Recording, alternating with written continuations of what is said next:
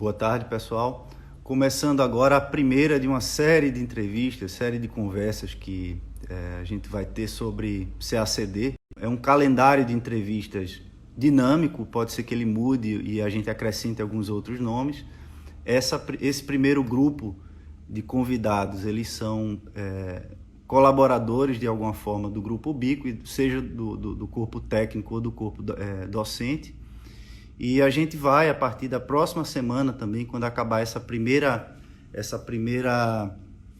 primeiro grupo, né, que foi anunciado no calendário de ontem, nós vamos convidar outras pessoas envolvidas com o CACD também, diplomatas, professores de alto nível, inclusive de outras carreiras, para trazer um pouco da experiência da preparação de candidatos agora na reta final. E talvez um pouco dessa experiência também possa ser aplicada ao CACD, já que são pessoas experientes na área de concursos públicos, com anos de experiência. Entrou o nosso Caco. Tudo bom, Caco? Beleza? Tamo junto, meu amigo. Tudo certo? Grande prazer recebê-lo aqui nessa conversa e colaborar com você também. Sempre te respeitei muito, admirei bastante.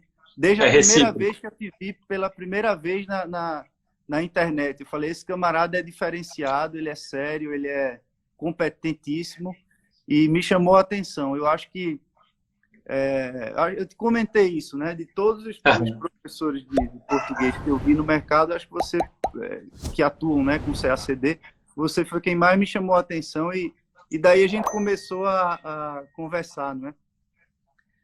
É recíproco, admiração recíproca. Também já falamos isso individualmente, mas vale deixar registrado em público aqui. Né? Admiração recíproca, eu também admiro muito o seu trabalho. Por isso que estamos juntos. Estamos juntos. É isso aí. E a ideia, turma, é trazer o máximo de conhecimento possível para vocês, né? E sempre, na medida do possível, gratuito, né? Como esse tipo de conversa de hoje, aproveitando a experiência de quem, para mim, é referência em preparação para o CACD. E Caco é uma dessas pessoas que me chamam a atenção e se destacam como esse grupo de elite aí no bom sentido, né? Dos profissionais mais competentes em preparação para o CACD.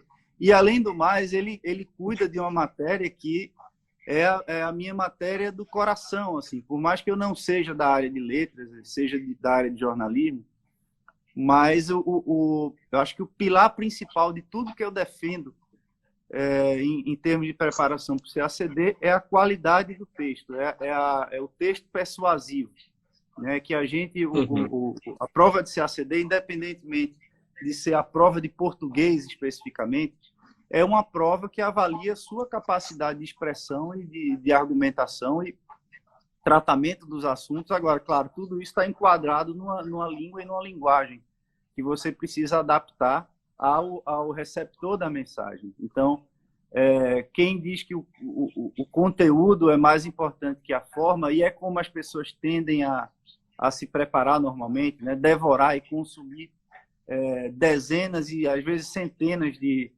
materiais e sem se preocupar com esse outro lado da mesma moeda, que é a capacidade de reproduzir e reconstruir aquilo que você absorveu. Então, a forma e conteúdo, eles são partes do mesmo problema, e você precisa dos dois para se desenvolver. E o que eu vejo, talvez seja um dos principais erros do CACDista, é focar, sobretudo, no conteúdo e dar pouquíssima atenção à forma. E nisso, o Caco é uma das pessoas que mais podem ajudar a respeito disso.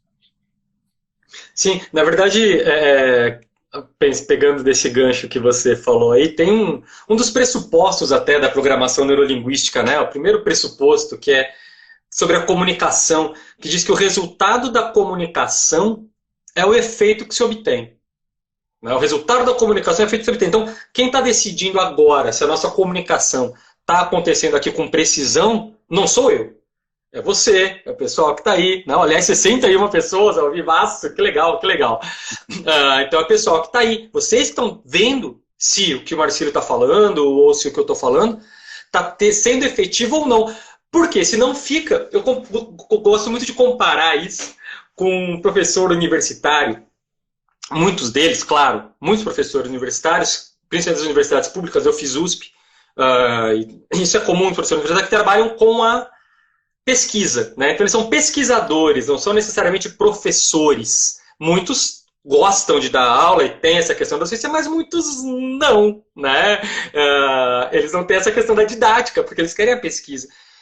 Então fica aquele cara que você vê que tem um conhecimento absurdo da matéria, tem um conhecimento absurdo, ele entende daquele assunto, só que ele não é didático. Ele não tem didática, ele não sabe transmitir aquele conteúdo, de modo que muitas vezes é até mais válido, às vezes, outra pessoa estudar o conteúdo que ele desenvolveu e didatizar do que você ter aula com o próprio cara. Claro, mas ela antes ela com as figuras.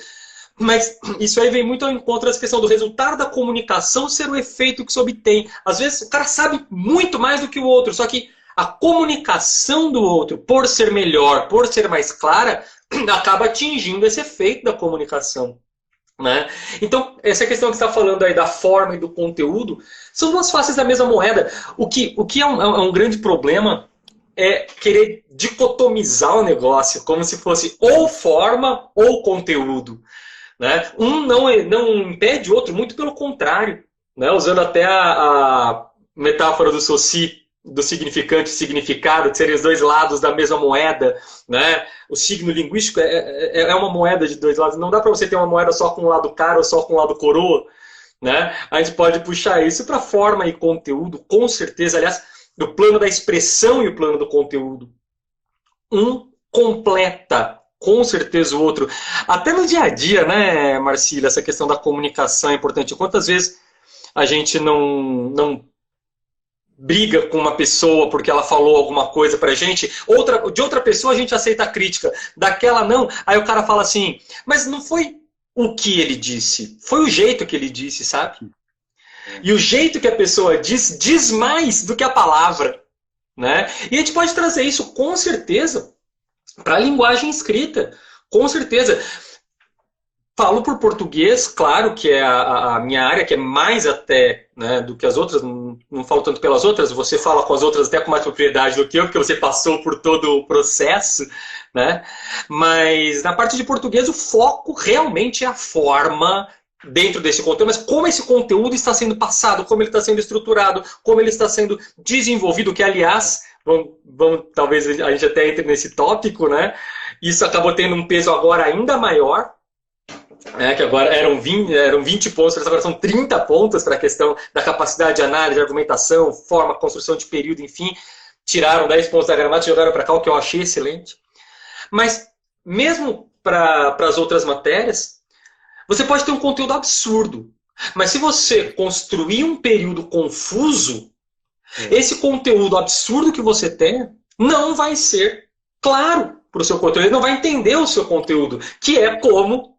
Fechando o raciocínio aqui, é como um professor universitário, que sabe muito, mas não tem didática, que você sai da aula meio que do jeito que você entrou, porque ele não conseguiu te transmitir aquele conteúdo e a comunicação foi prejudicada por causa disso. Então, em todas as matérias, com certeza nas provas escritas, a comunicação tende a ser efetiva.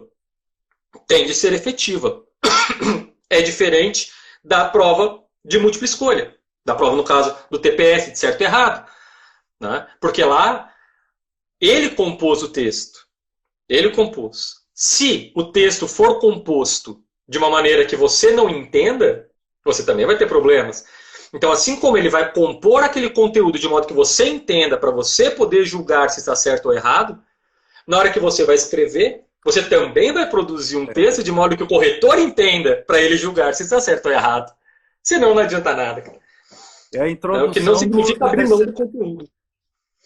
Perdão, Caco. É a introdução do receptor da mensagem enfim, no conteúdo, né, que você está colocando. Muitas vezes a gente escreve um texto sem pensar que alguém vai ler aquele negócio. É como um jogo de xadrez, né? Às vezes, para você, parece lógico mover aquela peça, mas você tem que pensar como é que o camarada vai receber aquilo do outro jeito. O que é que você está deixando ali de problema para trás no seu jogo, né? No seu tabuleiro. É mais ou menos Uhum. isso também. Quando você escreve para você escrever,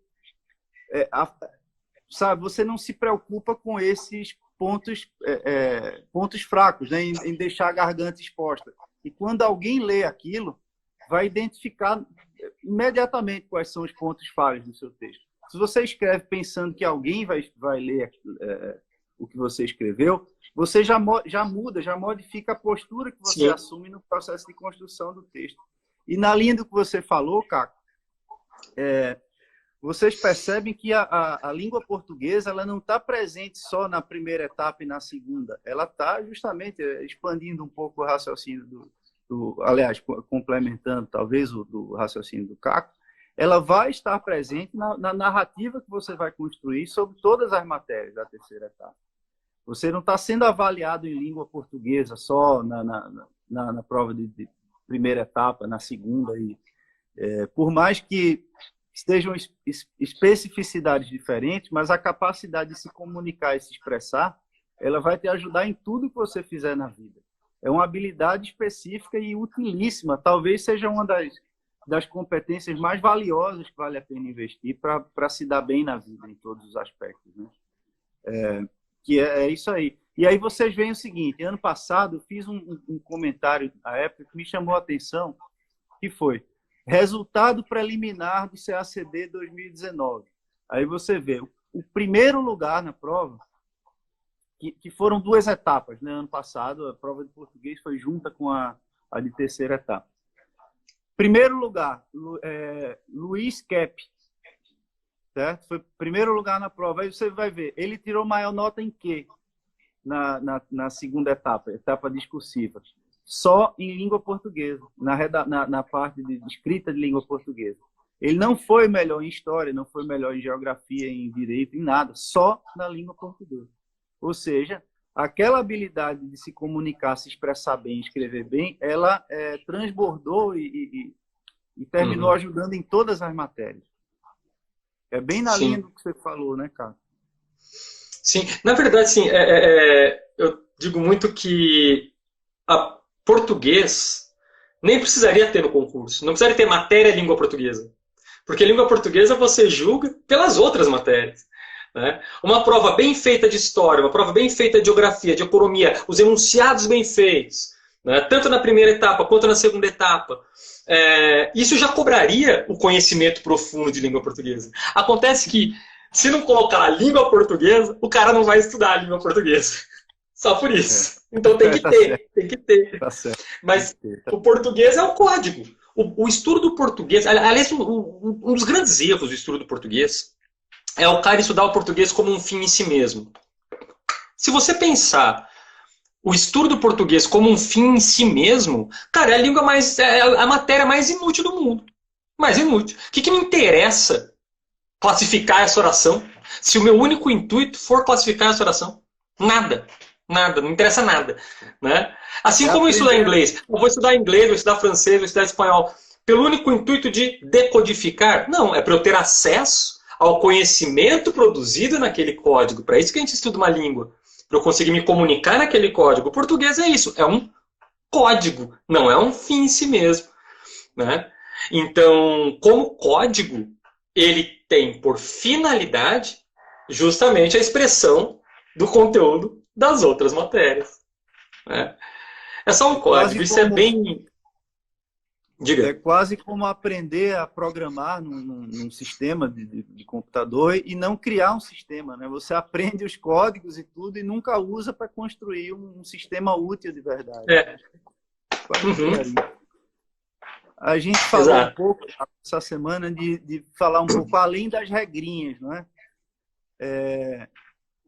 Que é, aliás, o título da nossa conversa de hoje. O que é que você acha que dá para a gente extrair dessa ideia, que o português vai muito além das regrinhas? Cara, na verdade, a questão de português, eu não diria nem além das regrinhas, não existirem essas regrinhas da maneira como elas são passadas no colégio. Né? O que acontece é que normalmente a pessoa acaba estudando português para o CACD, e não só para o CACD, para outros concursos também, mas acaba estudando, mas é que o CACD ele cobra muito isso. Me permita, antes de entrar nisso, só fazer um paralelo, mais um aqui, né? Vou devagando um pouco, já que é live mesmo, a gente pode ir devagar, né? Eu costumo comparar muito. Você lembra, Marcílio? Eu não, porque eu não sou desse tempo, tá? Eu só tenho 20 anos. Mas você lembra quando a gente era moleque lá nos anos 80? Tinha um joguinho, um brinquedo, aliás, até loucura, né? Coisas que só os anos 80 permitiam. Meu Pequeno Químico. Não lembro. Sabe aquele joguinho? Você tinha? Não. Meu Pequeno Químico. Aí eram vários líquidos, assim. Líquidos de material químico. E aí tinha lá, faça experiência tal, lembra? Aí você ficava misturando 2 líquidos brancos e ficava amarelo, e você ficava brincando. É uma loucura você desse uma criança de 5 anos. Eu não deixaria meus filhos terem um negócio desse jamais, porque ficava parecendo um tangue o suquinho, né? Um suquinho de tangue. Para tomar aquilo não custava nada, mas anos 80 era anos 80. Eu comparo muito a prova do CACD com isso. É um brinquedo de meu pequeno linguista. Sabe? A prova do CACD é isso, do português. É brincar de linguística. Vamos brincar de linguística. Que significa o quê? Não ter a linguagem como um conjunto de tabelas a serem decoradas e reproduzidas aleatoriamente. Não, não, não. É muito mais do que isso. É o entendimento de uma estrutura. E a partir do momento em que você entende essa estrutura, aí você vai conseguir perceber. Se pegar esse cara daqui e jogar para lá, se pegar esse e jogar para cá, e se trocar essa palavra, muda o sentido, não muda o sentido, a concordância daqui vai funcionar com a concordância dali, essa vírgula, se eu colocar ali vai mudar. Mas isso é muito mais do que, então, eu decorar uma lista de conjunções, de conjunções adverbiais.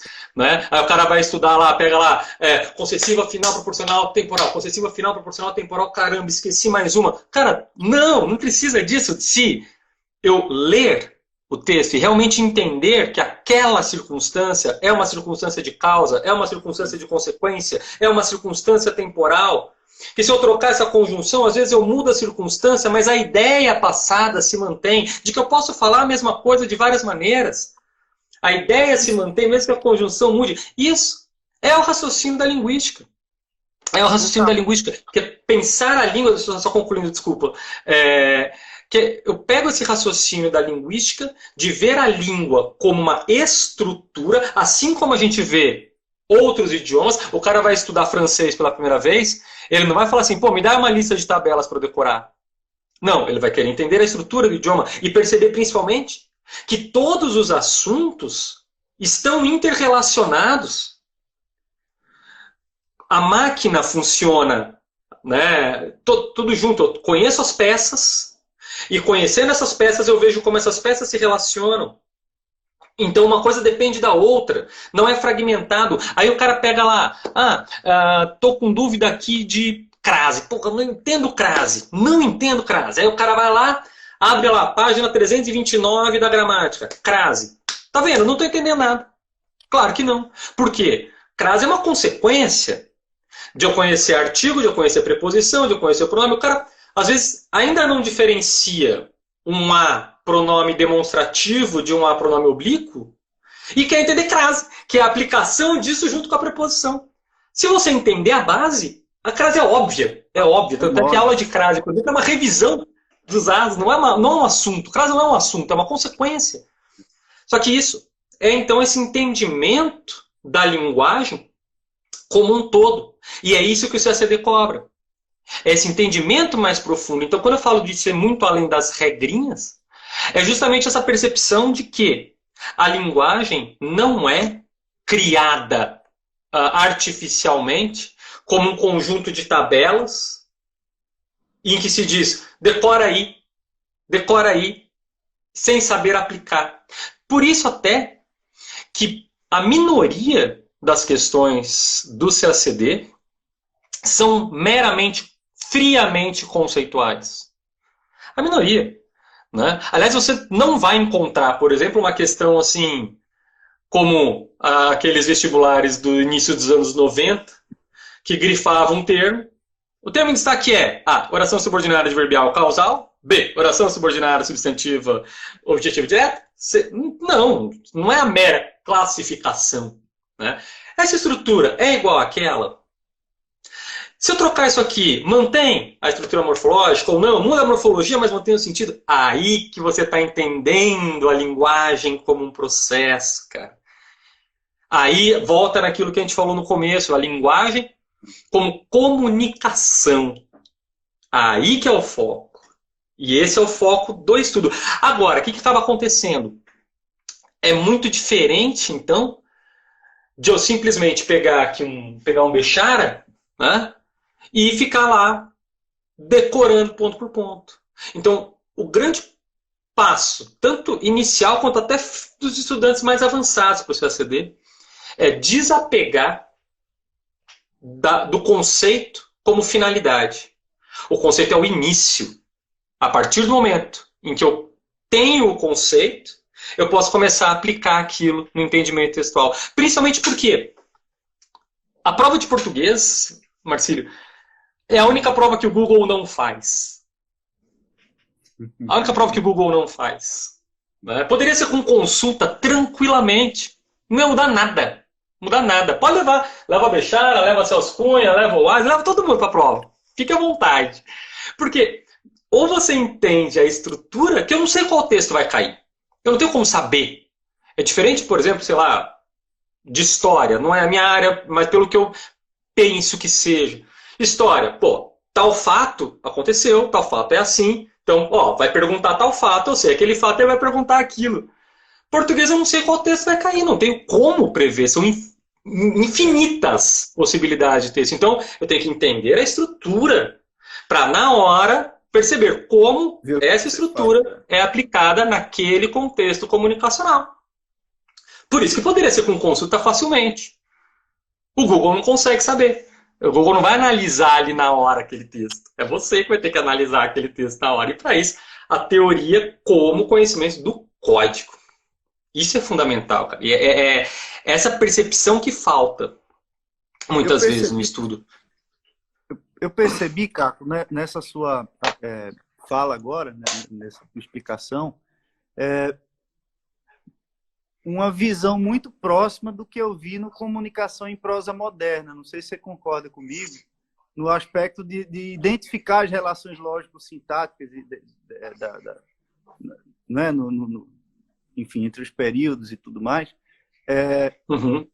as orações, entre as orações, né? E períodos, inclusive entre parágrafos, né? E ele fala muito disso no material. Eu gosto muito desse livro, não sei sua opinião. Para mim, ele foi fundamental para me preparar para o concurso, principalmente a parte que se aplica ao CACD. Não é ele todo, né? Sim. Mas eu usei e venho recomendando. E eu senti que ele aborda esse aspecto de uma forma bem parecida, né? O que é que você acha desse livro? Você normalmente recomenda? O livro é excelente. O livro é excelente. Mas você já destacou um ponto que você falou, ia destacar. Não é ele todo que é importante para você, que ele aborda também outros gêneros textuais. O Comunicação em Prosa Moderna é um livro excelente. Até no meu curso de redação eu uso também. Muitas estratégias estão lá. Não só ele, claro, né, associado a vários outros. A minha única, não é nem ressalva, vamos botar aí uma concessão, né, a respeito do aluno, do estudante, para pegar esse livro, às vezes pode rolar uma ideia assim de que, puxa vida, estou lendo o livro, mas não não estou entendendo direito, tudo bem? Ou o cara lê o livro e na hora de aplicar ainda ter dificuldades. O que é óbvio, por quê? Veja, é uma parte teórica. A escrita, ela é muito prática. A escrita é muito prática. Eu costumo falar do livro assim, como você lê um livro sobre técnicas de MMA. Né? Eu ler um livro sobre técnicas de MMA, posso decorar o livro. Não significa que eu vou entrar no ringue e vai lutar. Né? Porém, eu tenho habilidade, já treinei, aí eu vou ler o livro de técnica e vou saber, pô, peraí, isso aqui eu consigo aplicar ali, isso aqui eu aplico de tal maneira, isso aqui eu sei fazer. Aí, depois que eu tenho a habilidade, a técnica completa, né? Olha um Então é exemplo isso. aqui. Olha um exemplo aqui, Caco. Isso aqui é um livro de escultura, de como fazer esculturas. E eu tenho uma coleção completa aqui, porque eu fazia esculturas de retrato, né, assim como essa aqui. E aí o livro ele ensina o passo a passo da técnica do negócio. Só que aí é que tá, se você só pega isso aqui, tudo faz sentido. Mas outra coisa é você fazer uma obra, né, chegar e concluir, usar e aplicar isso aí. Eu acho que é a mesma coisa. E eu tive essa sensação também com o livro, que ele tem que ser combinado com alguma atividade prática de aplicação daquele conhecimento. Sobretudo, e são as partes que mais me chamaram a atenção, é o uso dos recursos de ênfase no texto. Eu acho que é uma parte bem interessante do livro. E eu acho que é um dos poucos autores de quem eu me lembro que aborda com clareza o aspecto do paralelismo, né? em todos os níveis, né? Semântico, sintático e tal. Às vezes eu vejo uma referência en passant em outros materiais e manuais, mas eu acho que ele é quem aborda da forma mais clara e é enfim, um elemento da estilística extremamente útil, né? Você entender, até para você causar um efeito na expressividade, às vezes você erra o paralelismo, quer dizer, você brinca com paralelismo para ser mais expressivo. E eu acho que nesse aspecto é a maior utilidade que eu tirei do livro, mas eu sinto falta também de momentos de aplicação prática daquilo ali. Talvez faltasse né, no caso específico para o CACD, fazer uma redação, talvez, pensando em usar aqueles elementos que ele sabe de cada parte, não sei. Eu imagino que seria uma forma interessante de trabalhar. É que assim, o livro não é um livro para você, não é um livro didático para CACD. Né? É um livro de técnicas, de texto, mas é como, cara, você fez uma comparação perfeita com a questão da escultura. Você sabe fazer esculturas. Você pega um livro de técnicas de esculturas, você vai ter uma absorção e uma aplicação prática disso completamente diferente de mim. Eu que, se for recortar um negócio, vai sair fora da linha, cara. A minha habilidade manual é nula. Eu vou trocar uma lâmpada, eu quebro a lâmpada. Isso é fato. Isso já aconteceu. Eu fui trocar uma lâmpada, quebrei a lâmpada e não troquei a droga da lâmpada. Então, assim, adianta eu pegar o livro de esculturas antes? Não, vou precisar ali primeiro fazer um curso de prático da base. Aí eu pego a teoria e vou acrescentando a essa minha base, mas essa base orientada inicialmente. Né? Então é isso, é um material excelente, mas eu vejo que às vezes muita gente que não tem ainda nada de redação, pega o livro, lê todo. Eu já tive alunos assim que acabam se culpando e se achando incapaz por ter lido o livro e não ter conseguido fazer a redação. Percebe? Porque acha que é como um conhecimento gramatical. Ou talvez um conhecimento de história, de geografia, né? Um conhecimento de geografia que eu vou lá, leio a teoria e faço a questão. Né? Então, leio o livro e faço a redação. Só que é mais associado à escultura, à luta, a um instrumento, a teoria de um instrumento musical não vai fazer com que eu pegue e saia tocando.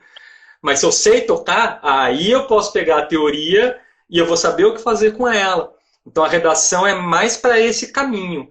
Né? Então, recomendo, claro, é uma leitura excelente, mas primeiro um pouco de prática para saber o que fazer com aquilo e depois a leitura do livro associada, claro, à prática constante. Vai aplicando, vai aplicando. Cara, eu comparo sempre assim, essa questão da redação com tocar o instrumento. É uma habilidade que você desenvolve e que você sempre pode melhorar. É como no instrumento. Quando você termina de estudar um instrumento? Se você toca um instrumento há 15 anos, você toca bem. Se toca há 20 anos, toca melhor ainda. 30 anos, melhor ainda. Você sempre melhora nessa habilidade. Então, é infinito. Mais até do que o conhecimento gramatical, que ali, uma vez dominado, beleza, você vai para a prova, você dominou. Redação é retórica, é argumentação. E aí vai entrando teoria. Daí você vai estudar retórica, você vai estudar oratória, você vai estudar comunicação em prosa moderna, daí você vai ler um negócio de semântica e fala, caramba, dá para trazer isso para cá, pega um pouco da pragmática. Aí, cara, não tem fim. É aquela técnica apurada do instrumento. Né? Mas eu vejo muito isso, assim, Marcílio. Muita gente desanima muito com a redação e se julga antecipadamente, vou colocar entre aspas, assim, mas incapaz, sabe? Fala, puxa vida, redação não é para mim. Né? Redação... Mas não é essa percepção errônea. E veja, o cara vai fazer... Me permita falar de história, geografia, economia, qualquer que seja a matéria. Primeiro, ele vai estudar a teoria, depois vai fazer a questão. Normalmente assim, ele não vai falar assim, poxa, vou começar a pegar... Nunca vi nada de economia, nunca vi nada. Aí eu vou pegar a prova do CACD, naturalmente eu vou mal na prova. Aí eu falar, tá vendo, economia não é pra mim, ó, errei tudo. Não é pra mim. Não, primeiro eu vou estudar, depois eu vou melhorar a minha nota. Não sei por que cargas d'água, na redação as pessoas já querem começar fazendo redação. E já começa. Não, já começa escrevendo. Já quer que o primeiro texto saia perfeito. Calma, você ainda não tem a teoria. Tanto é que eu falo muito isso. Às vezes, quando tem os alunos de redação, já na primeira aula, às vezes a pessoa me pede. Fala, Caco, se fosse o concurso, que nota eu tiraria? Eu falo, cara, não seja injusto com você mesmo. Eu não vou fazer isso agora. Não vou fazer isso. Porque é a mesma coisa que eu pegar um aluno do primeiro ano de Direito, eu pego o cara do primeiro ano de Direito e falo pra ele, ó, pô, mas na OAB você é mal pra caramba, hein? Pô, se fosse a OAB... Não, calma, você tá no primeiro ano. Então, calma. O que a gente está trabalhando aqui? Ótimo, isso aqui você alcançou. Vamos trabalhar outro aspecto. Agora vamos aprofundar a retórica, vamos aprofundar isso aqui, vamos trabalhar a coesão de parágrafos, vamos trabalhar a estruturação. Quando chegar a um todo, aí a gente começa a falar em nota. Mas primeiro você tem que saber o que vai ser cobrado. Você não sabe o que o cara está olhando, como você vai saber o que fazer? Não é? Mas a gente se cobra muito na redação, sem ter essa noção do processo. E o cara desanima antes da hora. Então, para as 74 pessoas que estão nos vendo aqui, e as outras que viram posteriormente, o grande ponto, o grande conselho, vai ser que para dar conselho, quem dá conselho é pai, né?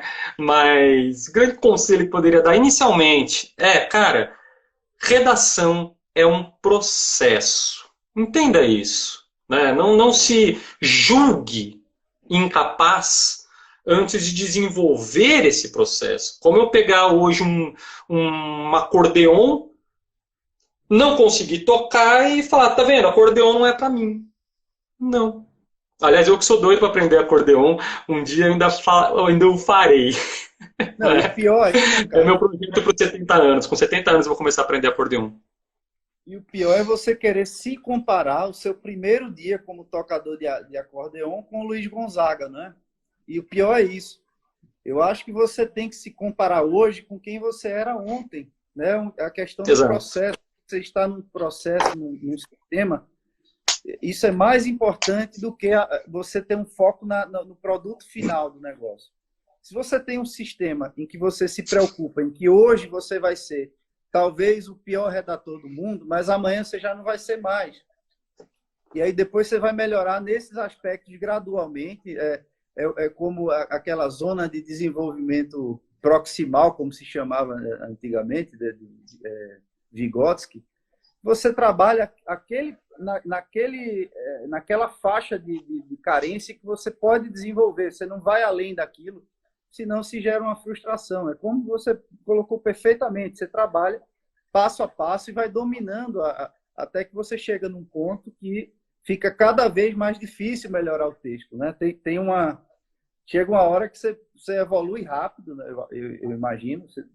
Quer dizer, rápido, mas chega um ponto que você vai ter que trabalhar retórica e outras coisas para conseguir evoluir mais.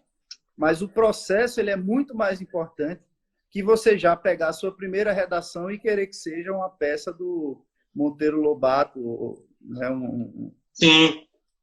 Não é? E é aquela história, você tem que se comparar com quem você era ontem e não com quem outra pessoa é hoje, né? É a história do... tem um processo, né? O processo é sempre melhor do que a obsessão pelo resultado. Eu acho perfeito essa colocação. Tem perguntas aí, não é? Então, eu estava vendo aqui, estão perguntando bastante aqui sobre literatura. Algumas 3 pessoas aqui. Alguém falou até sanfona. Eu nem sabia que aparecia para mim os comentários, sei que isso vai aparecer para você. Um dicionário de acordes do iPad já dá para brincar. Imagina, acordeão é foda pra caralho, velho. É foda pra caralho. Mas eu, com 70 anos eu vou aprender. Voltaremos a nos falar aos 70 anos. Mas estão perguntando de literatura. Vamos falar um pouco disso, Marcílio? De literatura, pode ser? Pensar em literatura, importância da literatura, como abordar a literatura e depois entrar um pouco na parte gramática, se você recomenda que as pessoas estudem por gramáticas e qual a abordagem que você defende para a gramática. E um terceiro ponto, talvez na sequência, podia ser pós-edital, né? Reta final. O que é que se pode fazer em termos de reta final para a língua portuguesa? Acho que se você quiser falar um pouco também dos cursos que você tem já, Caco, e do que a gente está armando aí, talvez seja o momento, porque tem várias perguntas sobre o seu curso e o que é que você tem. Fica à vontade para fazer o seu jabá aí do curso. Fechou. Bom, então já respondo da literatura até falando do curso.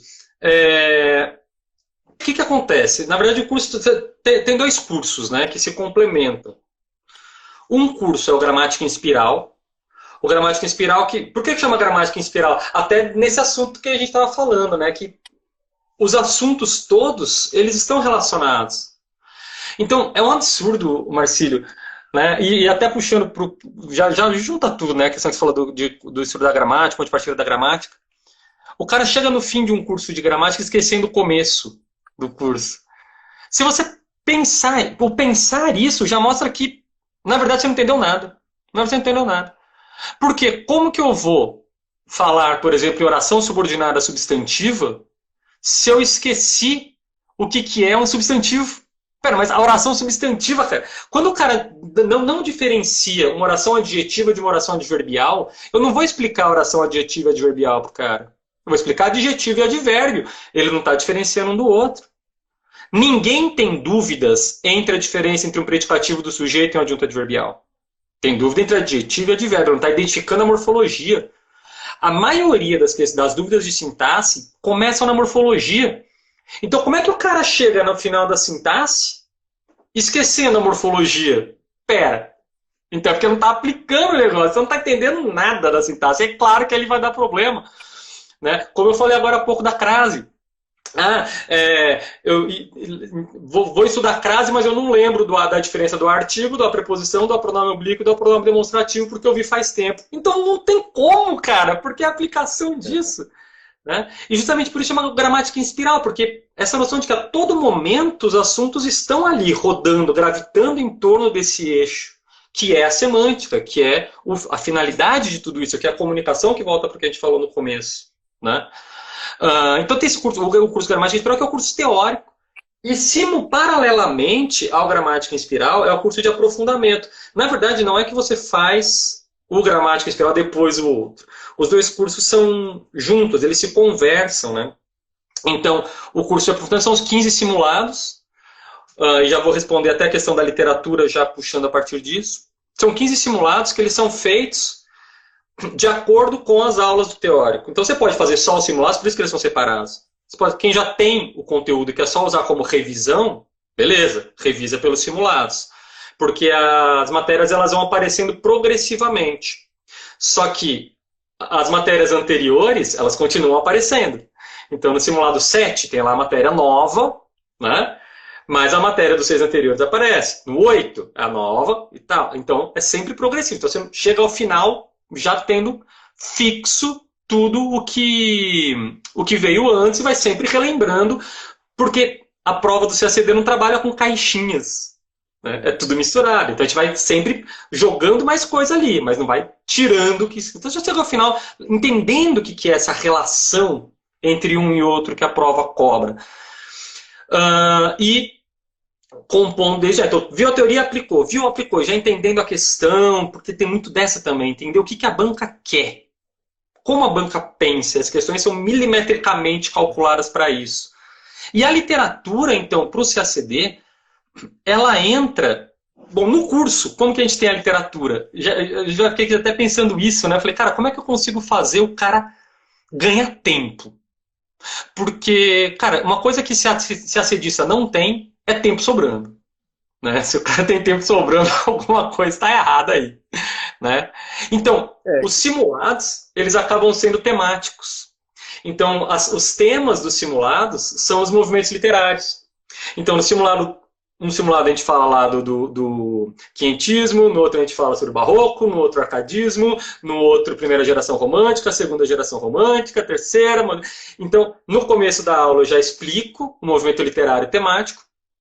Todas as leituras, então a gente lê Alfredo Bose, a gente lê Antônio Cândido, lê Marçal Moisés, lê todos os grandes teóricos, tem textos literários, poemas, prosas, todos daquele movimento literário. Então, a leitura do texto já é um estudo. Você não lê o texto só para fazer o simulado. O texto é importante para o seu estudo, são textos de conteúdo importante, análise importante, e aí você faz as questões, a gente lê o texto juntos na aula, né? Tem as aulas de correção. Então você tem análise de texto, eu vou passando o esquema de leitura, as questões gramaticais e a parte literária. Né? E agora eu quero falar um ponto, Marcílio, sobre a literatura, cara, que foi até interessante da prova passada para essa. Teve uma questão que me deixou ainda com uma pulga atrás da orelha, que eu quero ver como que esse ano vai se repetir. Porque até então, a literatura é fundamental desde sempre no seguinte critério. Não, além de repertório para a segunda fase, de entendimento metafórico, claro, focando aqui no TPS, tá? É importante para você ter essa noção do contexto. Cara, veja, vamos pegar exemplos que já apareceram em CACDs. Padre Antônio Vieira. O cara vai ler um Padre Antônio Vieira, sendo que ele nunca viu um Padre Antônio Vieira na vida. Cara, ele vai demorar um tempo para entender aquele texto, se é que ele vai absorver tudo que o texto tem para passar para ele. Agora, pô, já bati o olho lá, Padre Antônio Vieira. Cara, eu já conheço o Padre Antônio Vieira, já estudei, já li algumas coisas dele, conheço o contexto do barroco, já entendi o raciocínio e tal. Ele vai ler o texto, uma leitura do texto faz com que ele resolva as questões. Clarice. Já caiu várias vezes no CACD, pode ser que caia de novo, por causa do centenário, pode ser que também não. Se cair, porque já caiu também, sempre cai, mesmo não sendo centenário, né?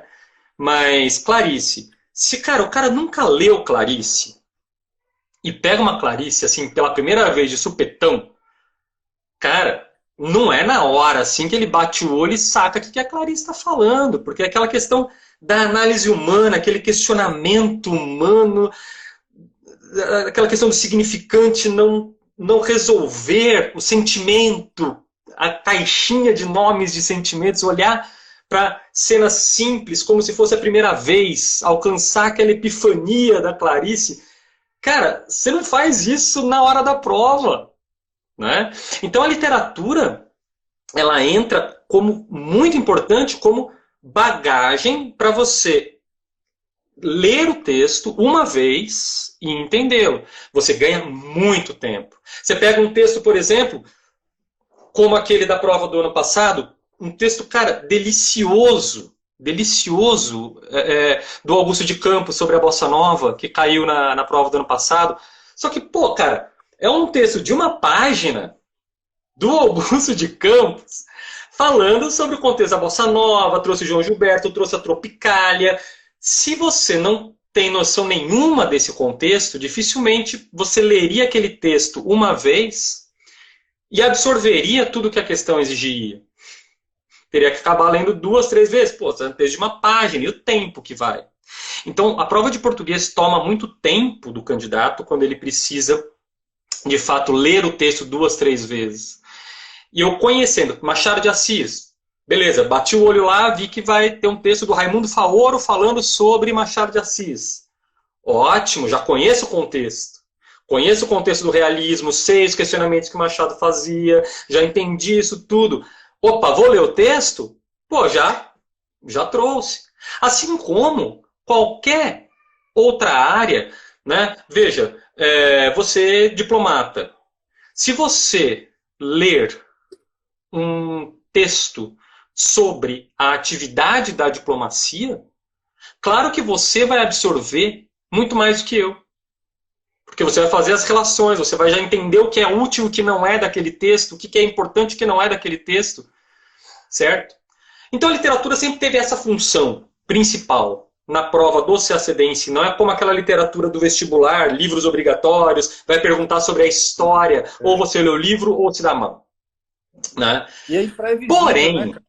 É imprevisível também, né? É imprevisível, de certa forma, o que é que vai cair. Às vezes as pessoas ficam querendo, em cima da hora, ler tudo e enfim, dar conta de toda uma vida sem literatura e quer dar conta disso no período pós-edital, né? E fica complicado. Aí é muito claro. Agora, ano passado, teve uma questão, só que não perdeu o fio, que foi... Eu não sei se foi um deslize ou se foi um sinal. Justamente desse texto do Augusto de Campos, que fazia essa relação da Tropicália, e a Tropicália com a questão da antropofagia, né? Afinal, a Tropicália é o movimento musical que depois até jogou-se muito para a antropofagia, né? De você pegar o que é de fora e deglutir e transformar em nosso, que era a Semana de Arte de 22. E a Tropicália fez isso com a guitarra, né? Pegou a guitarra dos Beatles, trouxe, mas não é uma cópia da guitarra. Não é o que os Beatles faziam, não. É trazer isso para o brasileiro. Só põe bebop no meu samba quando o tio Sam pegar o tamborim. Quando ele pegar o pandeiro no zabumba, quando ele entender que samba não é rumba. Né?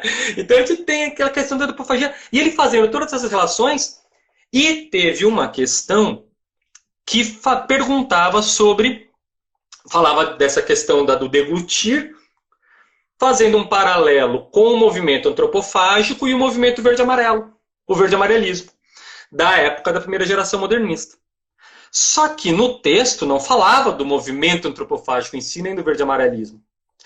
Então, o candidato deveria e precisaria conhecer o contexto da primeira geração modernista, conhecer esses movimentos, para responder efetivamente à questão. Isso foi inédito. Foi inédito. Por quê? Claro, como eu já te falei, muitas outras questões já houve que eu conhecer a literatura facilitaria absurdamente. Mas em algum momentinho ali do texto eu teria aquela pista. Tudo bem? Às vezes nem tão perceptível. Conhecimento faz ficar perceptível. Mas essa não tinha no texto essa informação. Era uma informação extratextual do conhecimento literário. Conhecimento simples, do contexto da literatura. Né?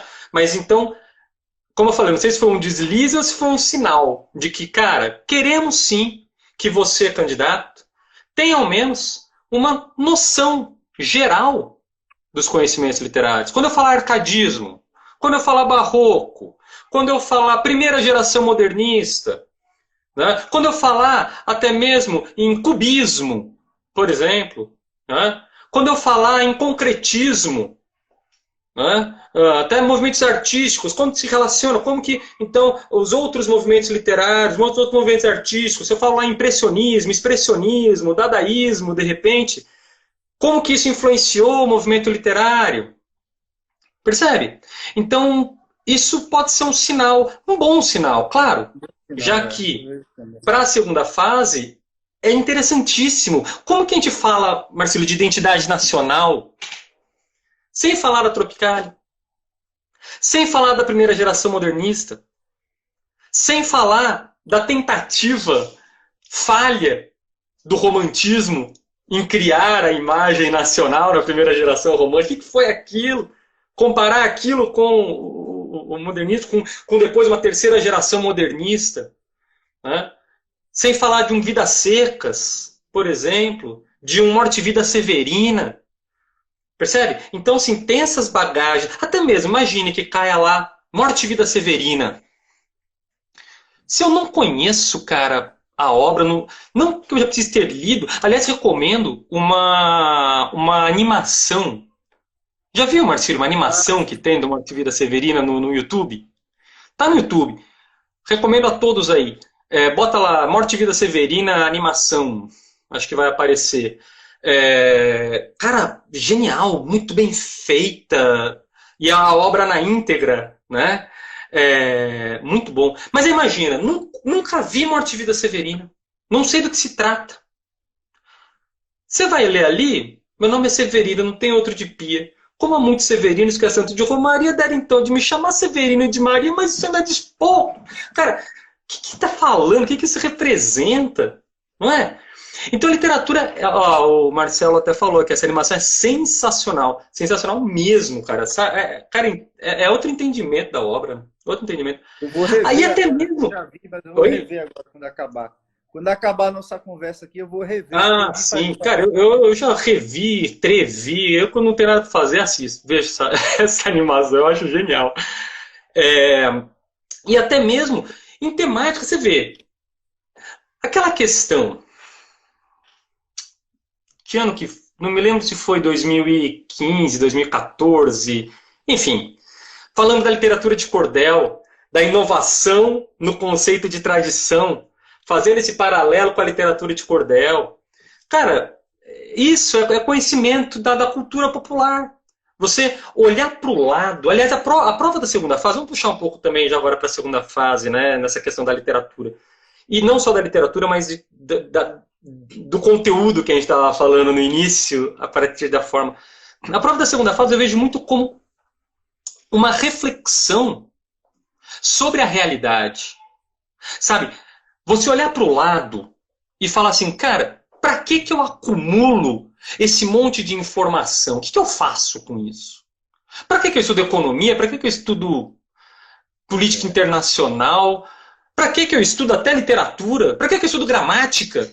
Se não for para olhar para o lado e falar, cara, esse conhecimento todo que eu tenho é para eu olhar para um assunto cotidiano, para eu olhar para o povo que eu quero representar e entender o que é esse povo. O alimento representa o povo que o consome. O que é isso? É eu olhar para o cara, tô aqui, tô vendo o que é o meu povo, o que é essa cultura do meu povo, que não se fala em cultura brasileira, mas em culturas brasileiras, né? De acordo até com o Câmara Cascudo, né? Cara, então a prova da segunda fase, a prova da primeira fase, a prova do CACD como um todo, cobra esses conhecimentos artísticos, literários e tudo, nessa aplicação de reflexão, de análise, de entendimento. Quanto mais você conhece, mais você julga o que é pertinente e o que não é, já na primeira leitura. Né? Mas essa questão ainda me deixou com uma pulga atrás da orelha. Cara, eu estou realmente curioso para saber na prova desse ano, se vai ter alguma questão cobrando um conhecimento literário fora do texto ou não. Estou realmente curioso. Eu acho que é uma tendência, sim. Eu acho que sim. Eu acho que é uma tendência, Caco. Mas, não dá para a gente saber, né? É uma caixa de surpresas, mas eu vejo também com bons olhos isso. Caco, uma pergunta agora para quem está realmente começando agora a estudar, ou quem já vem estudando há algum tempo, como é que ele encaixa o estudo da literatura num programa de preparação para o CACD? O primeiro passo é conhecer os movimentos literários. Primeiro passo. Porque às vezes o cara já quer pegar lá o História Concisa da Literatura Brasileira, né, tal, que vai trabalhar com aprofundamento. Aliás, esse é um grande problema inicial, né, que o cara pensa assim, CACD é tudo aprofundado. Aí o cara quer começar com aprofundamento. Percebe? Tudo bem, se eu quero alcançar um nível aprofundado de algum conteúdo, eu começo com o básico. Então, Eu já tive alunos, aliás, que falaram, eu li lá a história concisa e não entendi nada. Claro, porque você está começando nas relações, sem saber o que é cada um. Então, o primeiro passo, cara, é o conhecimento básico de literatura. E quando eu falo em conhecimento básico de literatura, é o mesmo. Rola até pegar aqueles materiais de cursinho pré-vestibular, sabe? Que tem mesmo, o que é cada movimento literário, bem didático, mesmo. Ah, mas o texto não precisa ceder, eu vou pegar lá o material de cursinho. Vai, ué, a matéria é a mesma, a literatura é a mesma. Começa ali, entenda, como a gente estava falando, o que é o barroco? O que aconteceu no barroco? Quem é o Padre Antônio Vieira? Quem é o Gregório de Matos? Como eu leio um poema do Padre Antônio, do Gregório de Matos? Aliás, isso também é muito importante. A leitura, que eu já ia chegar lá, mas acabei antecipando. A leitura de textos literários, principalmente poemas, e até mesmo obras, contos e tudo mais, busque fazer o máximo possível na intenção. Buscar a intenção da leitura. Isso eu bato muito, muito, tá? Porque o cara às vezes lê uma obra literária como se fosse ler um texto dissertativo argumentativo, um texto científico. E ele perde toda a expressividade. Imagina, eu vou ler um Guimarães Rosa como eu leio uma nota diplomática. Não, perde expressividade. Poemas, principalmente. Poemas. Né? O cara lê verso por verso, solto, sem intenção, sem expressividade, e fala, pô, não entendo o poema. Claro, né? Você vai ler um Camões como se estivesse lendo uma bula de remédio. Né? Percebe? Então o cara lê lá, alma minha gentil que te partiste, tão cedo dessa vida descontente, repousa lá no céu eternamente, e vive o cara na terra sempre triste. Pô, você não tá entendendo nada. Claro que não. Né? Então, buscar ao máximo a expressividade. Alma minha gentil, que te partiste tão cedo dessa vida descontente, repousa lá no céu eternamente, e viva eu, cá na terra, sempre triste, se lá, no assento etéreo onde subiste, memória dessa vida te consentes, não te esqueça daquele amor ardente que já nos olhos meus tão puro viste. E se vires que pode merecer-te alguma coisa a dor que me ficou, da mágoa sem remédio de perder-te, roga a Deus que teus anos encurtou, que tão cedo de cá me leve a ver-te, quão cedo de meus olhos te levou. Cara, aí você pega o poema na essência, cara. Então treina muito, tanto em leitura poética quanto leitura de contos. Né? O cara vai ler lá o Machado de Assis, ele não está lendo um texto técnico de geografia. Essa expressividade da literatura, isso é treino. Isso é treino de você realmente buscar a forma, né? Buscar o plano da expressão, que conta muito ali no conteúdo. Então, voltando à sua pergunta, começar primeiro na questão teórica, conhecendo cada movimento literário mesmo, porque isso vai fazer você julgar e entender aquela obra dentro do contexto em que ela foi produzida, isso conta muito, e escolher aquilo que te agrade. Cara, o estudo da literatura, já que a gente viu a literatura como bagagem, não dá pra gente adivinhar que livro vai cair, então não é aquela leitura que deve ser feita como no colégio, por obrigação, porque eu leio porque vai ter a prova desse livro. Não tem a prova daquele livro, é como bagagem. Então, primeiramente, deve ser um estudo agradável, sabe? Pega uma obra que te agrade, um autor que te agrade, um movimento literário que te agrade. Poxa, lê um pouco de Machado, vai para um Guimarães, vai para uma Clarice, lê um pouco de poema, um pouco de prosa. Diversifique o máximo possível, mas aquela leitura que você vai fazer ali, depois do seu horário de estudo, sabe? No seu fim de semana, vai pegar ali, antes de dormir ali, deitar na cama, dar aquela leiturinha. Pô, li uma página só e dormi. Tá bom, mas lê uma página. Amanhã você lê outra. Né? Leitura de contos. É bem legal também, quando você... eu sou fã de contos, né, cara? Adoro contos. Mas para conhecer os autores, os contos têm uma densidade bem interessante, né? Então é isso, mas eu vejo que encaixar o estudo da literatura, a parte técnica conta, né, começar ali com o básico, mas principalmente ter esse estudo como um prazer. Então escolha um autor que te dê prazer, um livro que te dê prazer, sabe? Começou, leu lá um autor, gostou? Leia outro. Leu um autor, não gostou? Tudo bem, né? Leia outro daquele autor, ou se não gostou, leia outro autor. Ótimo, você está lendo. Tem alguns livros que são bem representativos e bacanas, né? A Vanessa falou aqui que Esaú e Jacó foi o livro favorito dela. Cara, Machado é Machado, né? Aliás, vale lembrar que o Machado teve uma edição nos Estados Unidos do Brás Cubas, né? Fizeram a passagem, a versão para o inglês e esgotou em 3 dias. Esgotou em 3 dias a tradução do Machado para o inglês. Isso foi muito representativo diante desse contexto atual, né? Então, o contexto dos movimentos antirracistas e tudo, e o Machado, um autor negro, vender em 3 dias toda a edição, que até a própria tradutora ficou assim, cara, não pensava que o Machado estava com essa bola toda, né? E é bem representativo. Alguém falou do José de Alencar. Aí que tá. Aí vai muito de gosto pessoal, né? Um vai gostar mais do romantismo, outro pega mais realismo. Até para essa questão da leitura como uma bagagem, de repente, outras literaturas mundiais também. Você vê, eu comecei a me encantar, eu fui para letras por causa da gramática. Eu fui para letras por causa de gramática, eu não era muito afeito à literatura brasileira, até porque a literatura que eu tinha como base era aquela literatura de colégio.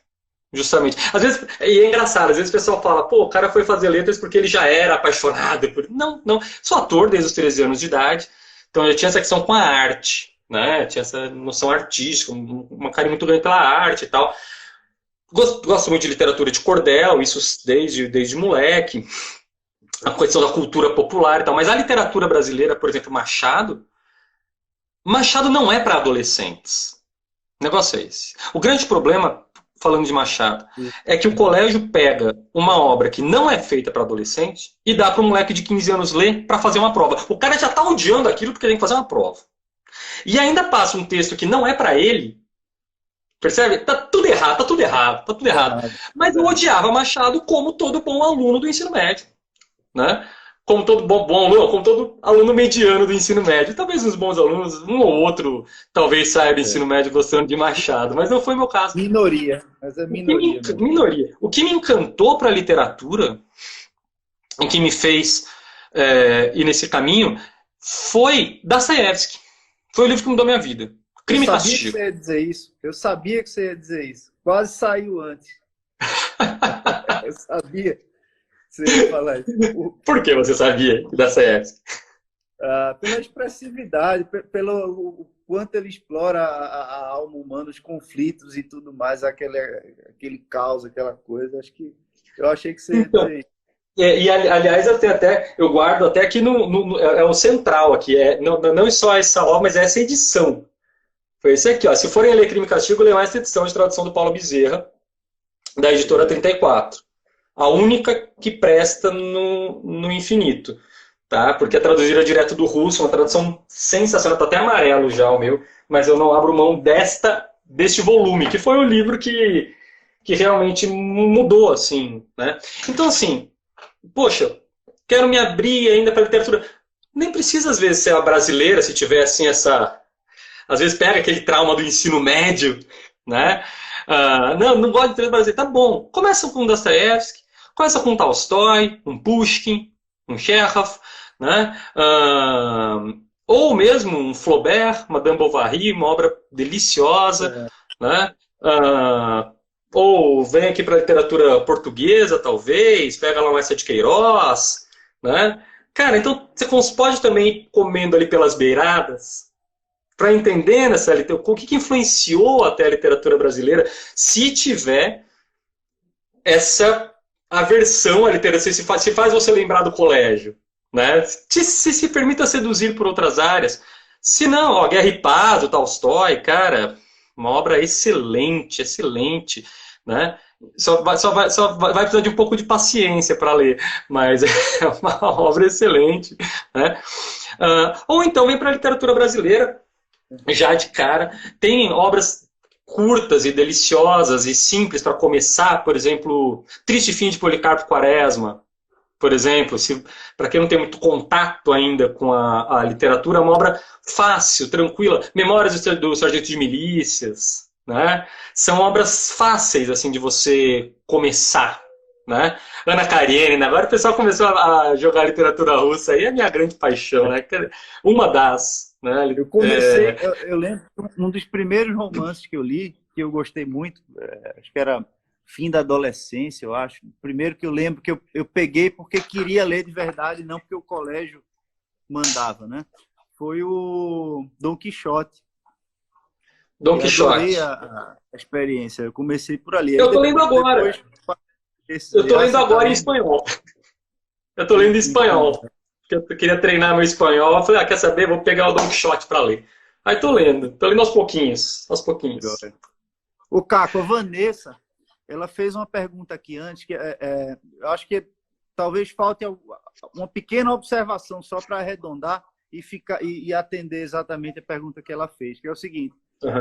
Para quem tem boa habilidade com língua e a escrita, vale dedicar o tempo de estudo da disciplina à literatura ao longo prazo e não só no pós-edital. Ela quis dizer, né? Não só no pós-edital, mas a longo prazo. Vale a pena você ter um tempo que você usaria para... Eu não sei se eu entendi plenamente se é uma questão de acréscimo ou de exclusão.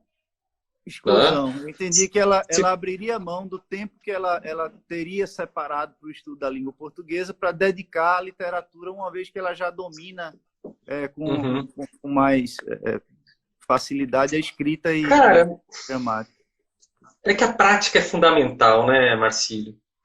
Abrir mão 100% da revisão gramatical, do estudo gramatical constante, eu acho complicado.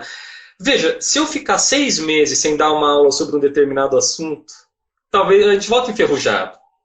Puxa, pera, tinha um negócio ali. É porque, claro, a gente está sempre falando de todos os assuntos, mas se eu ficar 6 meses sem dar aula, quando eu voltar... mas eu falei isso diariamente por 20 anos. Mas para 6 meses. Você vai ter aquele tempo de lembrar o que está rolando. Aí vem, né?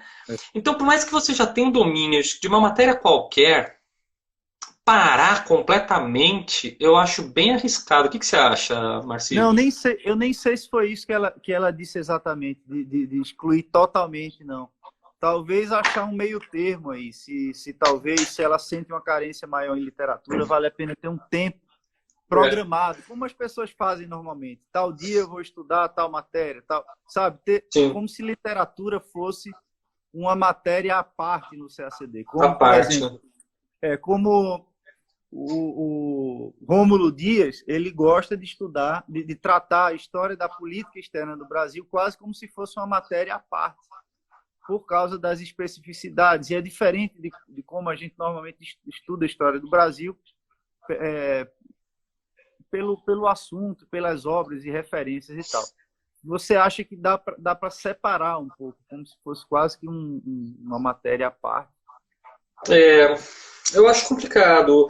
Eu acredito que, assim, mesmo que já domine bem a gramática e tal, é importante deixar um momento de gramática para fixar e ler e fazer questões e tudo.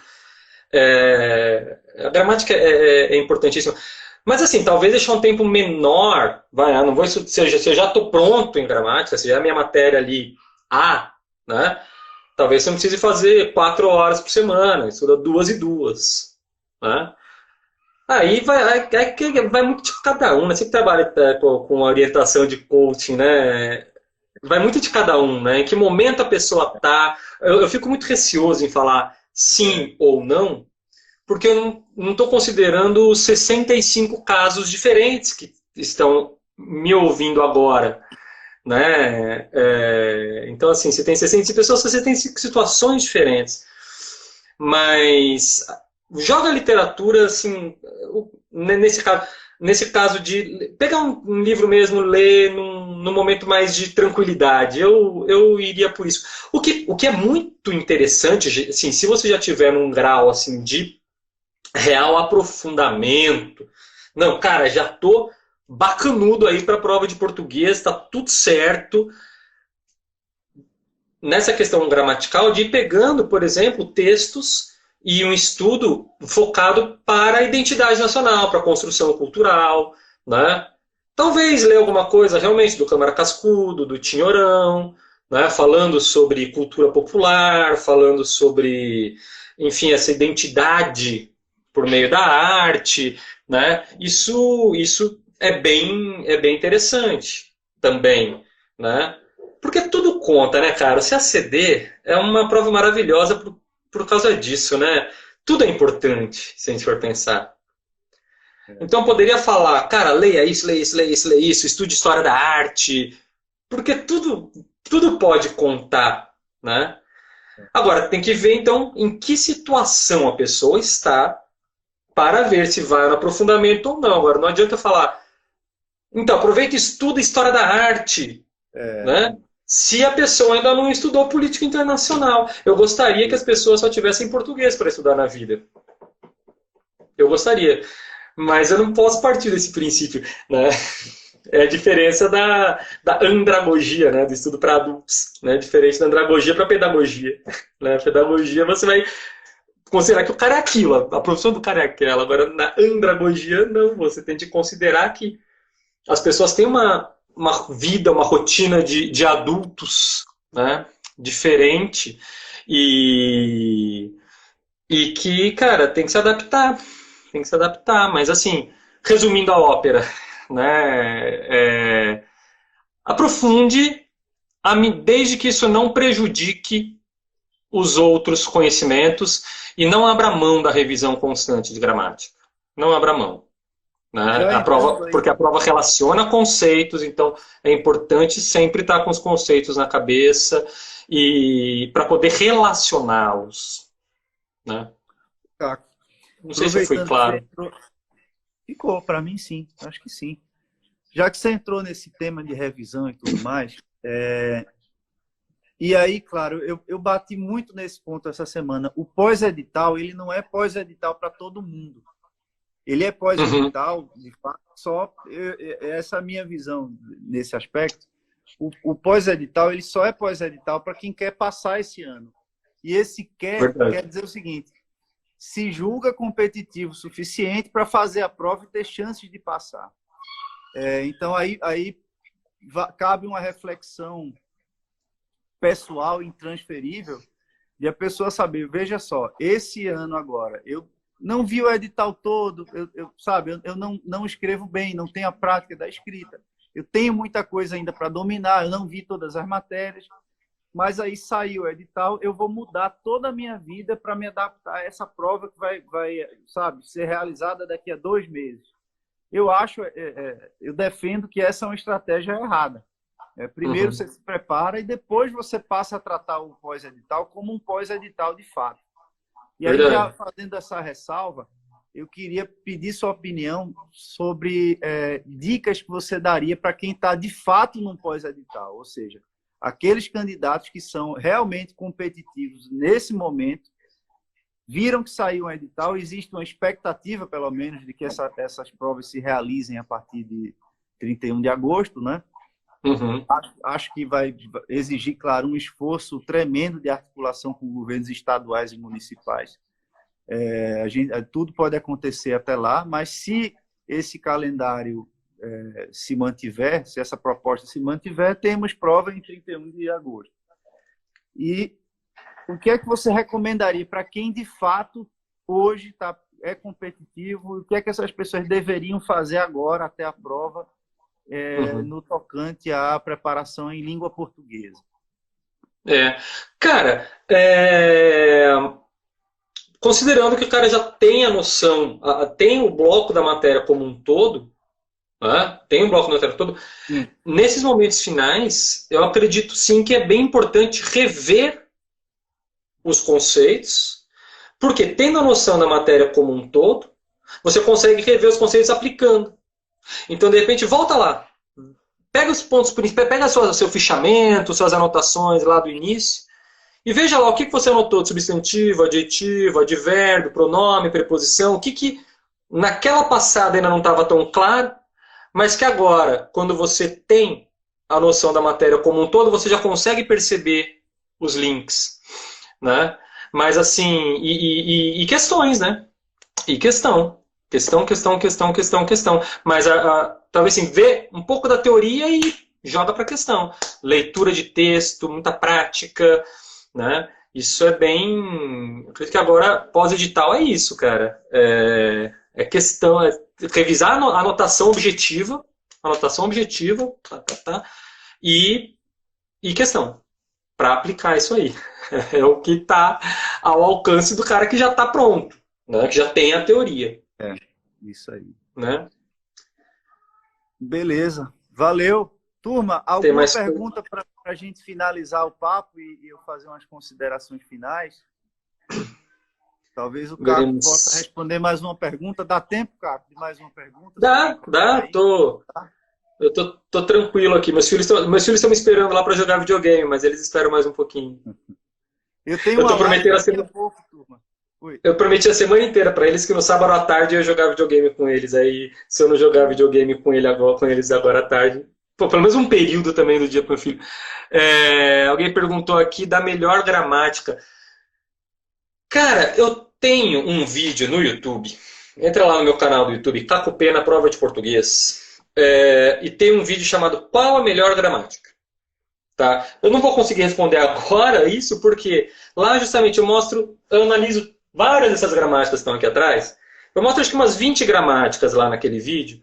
Falou, essa gramática tem isso, tem esse tipo, tem esse jeito e tal. Essa gramática tem, então eu mostro boas gramáticas, cada uma com a sua característica. Tem umas que são mais aprofundadas, menos didáticas, outras que são mais superficiais, mas mais didáticas, porém boas. Então daí, cara, tem umas que tem mais desenho, tem umas que tem um layout mais sério, né? Então eu mostro lá várias, cara. É difícil falar assim, qual a melhor. Tem muitas boas, e o conteúdo de muitas, o conteúdo é a gramática ali, desde que siga a rigidez gramatical, não tem a besteira escrita ali, né? Aí vai mesmo de cada um. Eu, por exemplo, não gosto, não me dou muito bem com livros que tem muita corzinha, desenho, né? Mas aí é de cada um, né? Às vezes a pessoa entende mais. Gostei dessas gramáticas de Star Wars. Aqui eu tenho minhas gramáticas de Star Wars, aqui, ó, tá toda a coleção ali, ó. Tem uns bonequinhos. Tem até o Michael Jackson sentado ali. Eu faço várias referências a Star Wars nos textos que eu escrevo lá da Pretéria. E a gente é meio que uma piada interna, assim, a gente chama um ou outro. Fulano é Jedi, fulano é Padawan, sabe? Entre os amigos a gente faz essas brincadeiras. Não é engraçado, né? Você acha que professor de português só vê coisa cult, né? Não, eu vejo Star Wars também, eu acho bem legal. Tem o meu lado geek. Caco, uma pergunta do Bruno aqui, olha, a última, para a gente finalizar. Pensamento social brasileiro. Se vale a pena entrar nessa e claro, faz parte muito de língua portuguesa também, sobretudo na segunda etapa, na primeira também, né? O que é que você acha? Segunda etapa, né?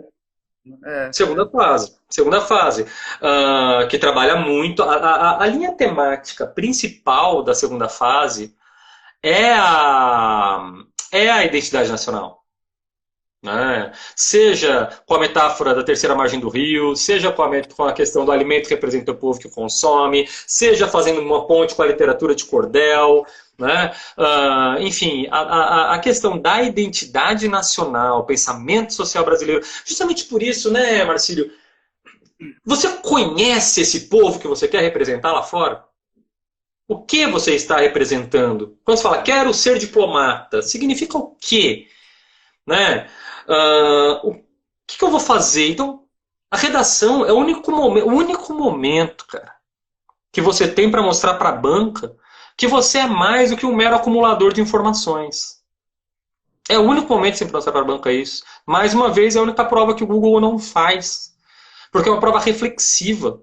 Então, claro, conhecer, ter essa noção ampla do pensamento social brasileiro, de cultura popular, de identidade nacional e tal, isso, cara, te traz aquela profundidade de análise e reflexão muito ampla.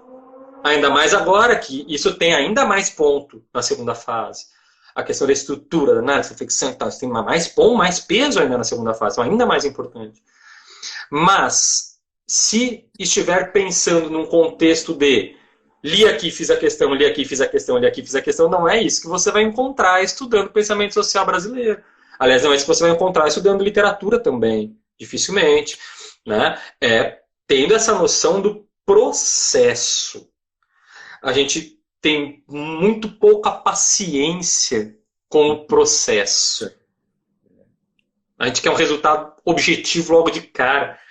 E linguagem, cara, linguagem é processo, e português é a linguagem.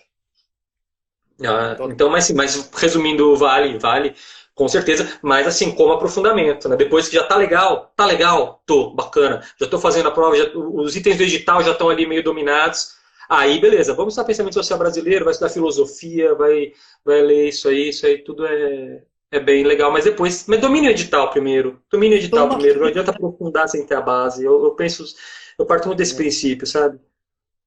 Tem muita coisa legal para aprofundar. Oi? Isso toma tempo, não é à toa que as pessoas passam 4 anos estudando para essa prova. Porque, claro, tem muita coisa para estudar, para fazer. Né?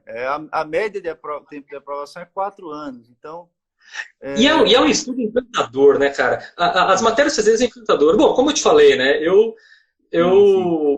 estudo para o CACD sem intenção de prestar a prova do CACD.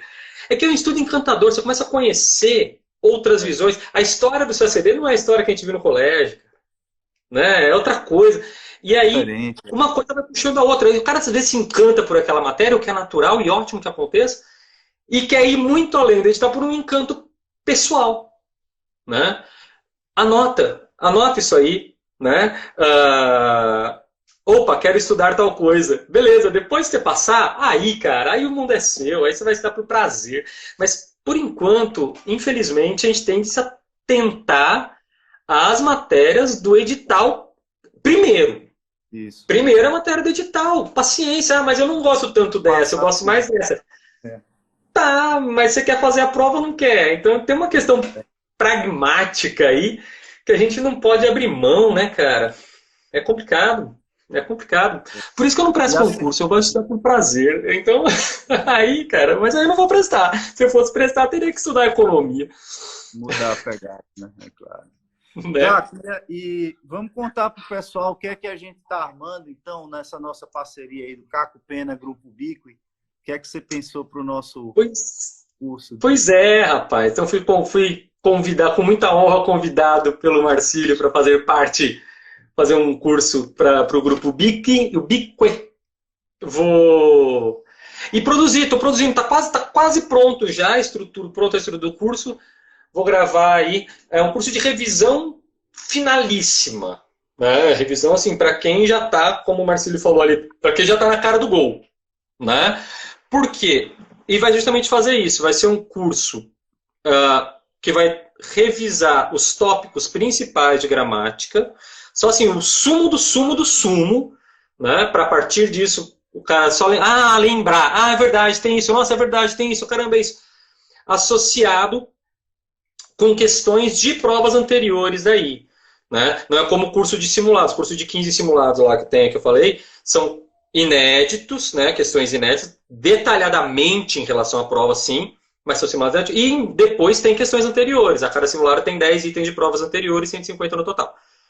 Esse curso que a gente está fazendo é só com questões de provas anteriores. Então, eu tenho a revisão do assunto e exemplos de provas anteriores de como aquilo apareceu no CACD. Aí, a gente vai evoluindo nos assuntos e sempre exemplificando com as questões anteriores e tal, para você lembrar, puxa, isso é verdade, isso cai assim, opa, isso já caiu assim, para ter essa noção rápida da prática. Mas é aquele curso, então, para quem já está ali, já entende, já entendeu e só precisa repassar aqueles pontos, refrescar a memória. Esse é um curso de refresco de memória, né? E vai sair muito em breve. Acompanhem o Marcílio. E aí, turma, lembrando que o Caco tem os projetos dele pessoais e que ele organiza, né, claro, por conta própria. E aí vale a pena vocês conhecerem o que é que vai atender melhor a necessidade de vocês agora, né? Tanto Sim. do que ele tem lá por conta própria, quanto do nosso. Então, fiquem à vontade de escolher o curso, né? Só porque eu estou fazendo uma parceria com o Grupo Bico e não quer dizer que eu quero que você compre de qualquer forma, se matricule de todo jeito no curso do Grupo Bico, e não. Às vezes, esse curso que a gente vai montar agora, ele não é voltado para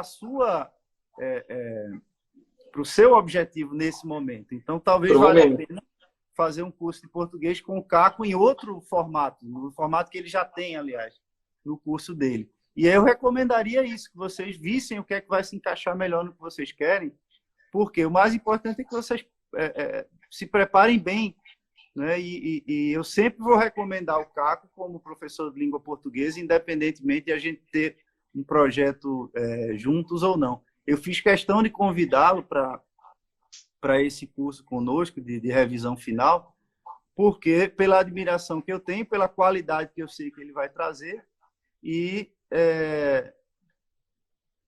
para gerar esse tipo de colaboração entre as pessoas que realmente têm preocupação genuína na aprovação dos candidatos, independentemente de se estão estudando no meu cursinho ou no cursinho deles. Tá joia, turma?